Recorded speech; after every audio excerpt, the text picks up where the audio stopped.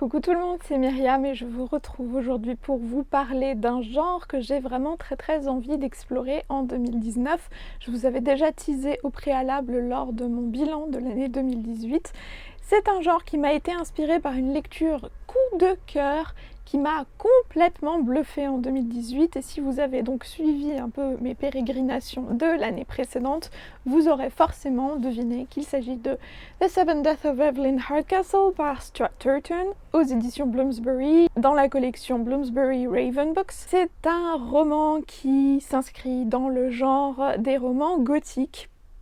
Et je trouve qu'on n'en parle pas suffisamment, que ce soit sur Booktube, sur Bookstagram ou dans les blogs d'une façon générale. En tout cas, moi j'en vois pas suffisamment passer à mon goût. J'ai vraiment eu un coup de cœur pour ce roman. Pour revenir rapidement sur cet ouvrage, il s'agit de l'histoire d'un homme qui se réveille un beau matin dans la forêt. Il ne sait absolument pas qui il est, il ne sait pas où est-ce qu'il est. Il va essayer de mener un petit peu l'enquête, de voir un peu où est-ce qu'il a atterri. Au fur et à mesure de son enquête, il va découvrir qu'en fait il est coincé dans une espèce de boucle temporelle où tous les soirs il y a un meurtre qui est commis sous l'apparence d'un suicide, le suicide de Evelyn Hardcastle. Et il doit résoudre ce meurtre déguisé en suicide dans les 24 heures en fait, sinon sa journée recommence et il prend le corps d'un des autres invités de la propriété qui me fait beaucoup penser à Downton Abbey d'ailleurs au passage. Mais en plus de ça, il y a des gens qui essayent de le tuer. Donc voilà, c'est très bizarre, c'est un peu historique en même temps parce qu'il y a ce côté Downton Abbey, c'est très gothique parce qu'il se passe des trucs un peu surnaturels et voilà, c'est un peu mystérieux. Et j'ai vraiment beaucoup aimé ce roman qui va sortir, donc comme je vous le disais dans ma précédente vidéo, bilan de 2018, qui sortira en France aux éditions Sonatine au mois de mai 2019, donc mai prochain, sous le titre Les 7 morts de Evelyn Hardcastle. Voilà, et donc j'ai vraiment très hâte que vous puissiez le lire tous quand il sera en français. Et maintenant je vais vous parler du genre gothique d'une façon générale et vous présenter les livres de ce genre qui me font très envie. Le roman gothique, c'est donc un roman traditionnellement de littérature anglaise qui est apparu à la fin du XVIIIe siècle avec un auteur qui s'appelait Horace Walpole et qui a écrit Le Château d'Orthante. Le roman gothique, vous me direz, mais qu'est-ce que c'est? Alors, c'est traditionnellement un roman historique, généralement qui se passe au XVIIIe, XIXe siècle, mais pas tout le temps, ça peut se passer encore plus avant dans le temps. Tout dépend un peu du choix de l'auteur, mais la caractéristique principale, c'est qu'il mélange également des éléments paranormaux du fantastique. Le roman gothique, c'est donc la combinaison d'une certaine admiration pour le passé, puisque c'est généralement un roman historique, combiné à une espèce de fascination pour le paranormal. Alors forcément, dans les romans gothiques les plus connus, vous retrouverez Frankenstein par Mary Shelley, Dracula par Bram Stoker, Le portrait de Dorian Gray par Oscar Wilde, ou encore Les Hauts de Hurlevent de Emily Brontë. À ces classiques, on peut également ajouter un livre dont vous avez probablement dû entendre parler, même sans le savoir, ces derniers temps, puisqu'il s'agit de The Haunting of Hill House par Shirley Jackson.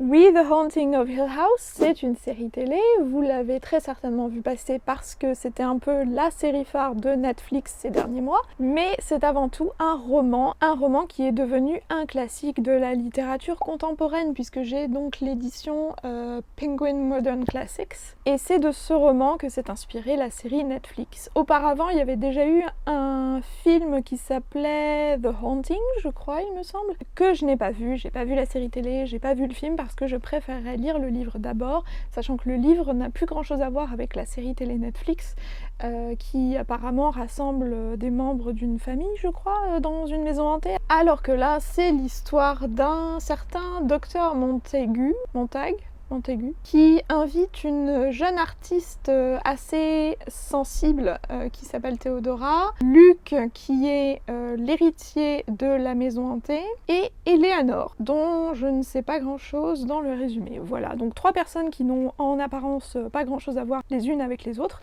mais qui vont essayer de passer une nuit dans ce manoir et qui vont essayer de faire l'expérience du paranormal, puisque on sait apparemment qu'il se passe des choses un peu bizarres dans ce manoir, et le docteur en question veut essayer d'analyser les perceptions de chacune des personnes. Voilà. Il est assez court, hein, il fait 240 pages, même pas. J'ai vraiment très hâte de le lire. J'ai déjà lu 1 ou 2 extraits vite fait comme ça, piochés un peu au hasard à l'intérieur, et c'est de l'anglais qui normalement devrait être assez je vais pas dire facile, mais accessible en tout cas pour mon niveau d'anglais. Quand je le lirai, je vous en reparlerai pour vous donner mon avis et sur l'histoire et aussi sur le niveau d'anglais si vous souhaitez également le lire en VO.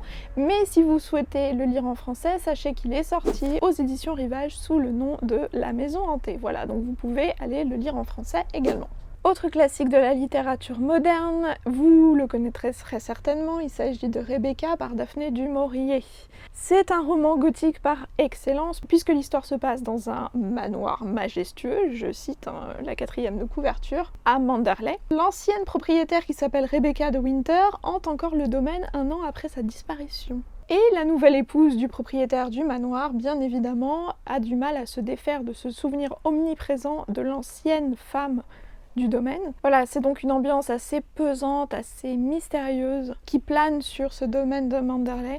J'ai vraiment très hâte de le lire. C'est une petite brique, je vais pas vous mentir, il fait près de 630 pages.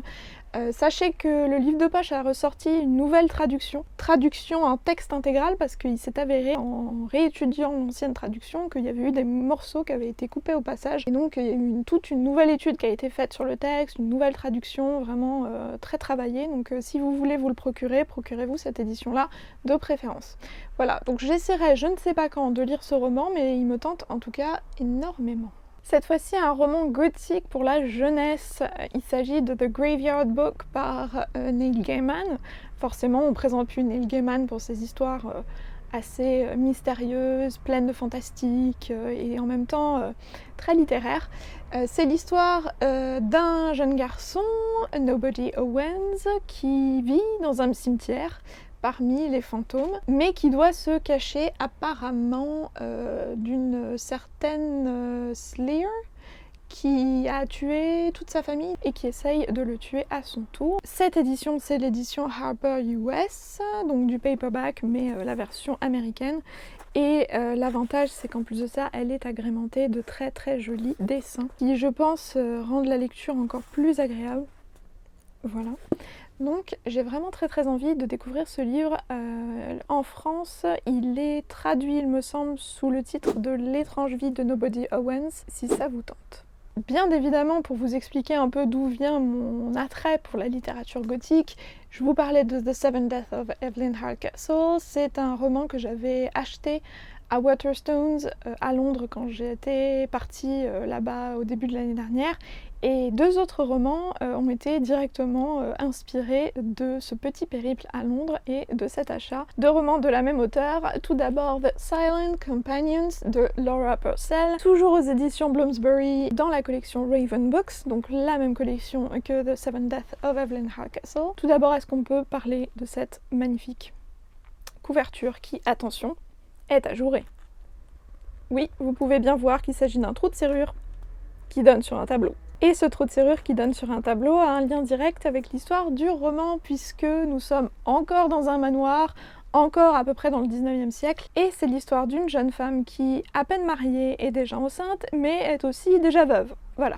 Et donc elle se retrouve un peu exilée dans un manoir dans la campagne, le manoir de son défunt mari, pour essayer de mener à bien sa grossesse. Seulement il va se passer des choses un peu bizarres dans ce manoir, puisqu'elle est littéralement toute seule avec des servantes et des gouvernantes qui ne l'aiment pas énormément. Et dans ce manoir, il y a une pièce qui est fermée à clé, il y a un calepin qui renferme de mystérieux secrets, mais il y a surtout un tableau qui a l'air de lui ressembler étrangement, trait pour trait. Voilà. Donc c'est un mystère, et je pense qu'à mon avis, ça peut être bien glauque, bien frissonnant. J'ai hâte. Forcément, quand j'ai vu que cet auteur avait sorti son nouveau roman et quand j'ai vu la couverture de ce nouveau roman, ni une ni deux, je me suis dit, il me le faut. Ça fait partie de ces romans gothiques, la couverture est magnifique, j'ai aimé le dernier roman que j'ai lu dans la même collection, à savoir The Seven Deaths of Evelyn Hardcastle, donc j'ai sauté dessus. Il s'agit donc de The Corset, toujours par Laura Purcell.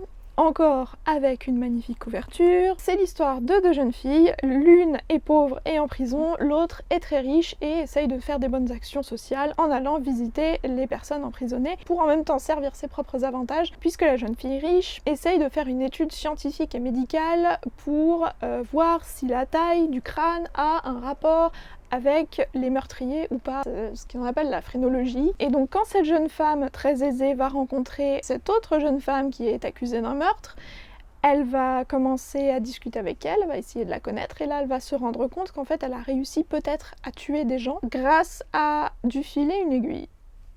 Voilà, c'est très mystérieux. Je vous avouerai que le résumé est assez laconique, mais d'après ce que j'ai compris, il y a des trucs très bizarres et très paranormaux qui se passent avec ce fil et cette aiguille. Et voilà, est-ce que la fille est réellement coupable? Est-ce qu'elle sait ce qu'elle dit? Est-ce qu'en fait elle est complètement folle et que ça se passe dans sa tête? Est-ce qu'il y a vraiment des trucs paranormaux qui se passent? Je ne sais pas, on ne sait pas, personne ne sait, on verra bien. Voilà, c'était ma petite sélection de romans gothiques qui me font très envie. Je pense que le premier que je ferai sortir, ce sera probablement The Haunting of Hill House parce qu'il est très court. Et ensuite, j'ai vraiment très envie, depuis que je suis rentrée de Londres l'année dernière, de lire celui-ci. Donc The Silent Companions, entre-temps il est sorti en paperback. La version paperback a aussi une couverture sublime en version noire cette fois-ci, mais franchement je vous avouerai que j'ai été séduite par le petit trou de serrure là. Bref, comme quoi ça tient à pas grand-chose. J'ai vraiment très envie de les lire en 2019. C'est vraiment le genre littéraire que je trouve qui n'est pas suffisamment creusé sur Booktube, sur Bookstagram et dans les blogs littéraires. Dites-moi si vous avez entendu parler de certains de ces ouvrages, si vous en avez lu certains, ce que vous en avez pensé, ce que vous pensez de ce genre littéraire, est-ce qu'il vous fait envie tout comme moi? Et pourquoi pas, on pourrait se faire un challenge en 2019 pour lire des romans gothiques un peu tout au long de l'année. Ça pourrait être cool. Tiens, pourquoi pas dans le fameux club de lecture que j'essaye de ressusciter. À propos de club de lecture, de toute façon, je vous mettrai le lien du groupe Facebook pour pouvoir s'inscrire. Voilà, donc j'espère que vous avez apprécié cette vidéo. N'oubliez pas le petit bouton like. Abonnez-vous pour pas louper la prochaine vidéo qui reviendra la semaine prochaine. Toujours pareil, dimanche 14 h. Rendez-vous dans le chat en live, en direct pour la première de cette vidéo. Ça me fait super plaisir de discuter avec vous en direct quand vous découvrez ma nouvelle vidéo. Et je tenais également à vous remercier énormément pour tous vos petits messages de soutien quand vous avez vu que je reprenais ma chaîne YouTube, que vous m'avez accueilli à bras ouverts, que vous m'aviez dit que mes avis vous avaient manqué et que je manquais pas à chaque fois de remplir votre wishlist ou votre pal parce qu'à chaque fois que je vous recommandais des livres, vous sautiez sur l'occasion et vous faisiez grandir votre panier livresque. Donc ça m'a vraiment touchée. Et voilà, je pense que c'est le meilleur remerciement que vous pouviez me faire. C'est vraiment la meilleure gratification que je peux tirer de cette chaîne YouTube. Sur ce, de façon très émouvante, je vous souhaite de très belles lectures. Passez un très bon dimanche, passez un très bon début de semaine et à la semaine prochaine. Salut!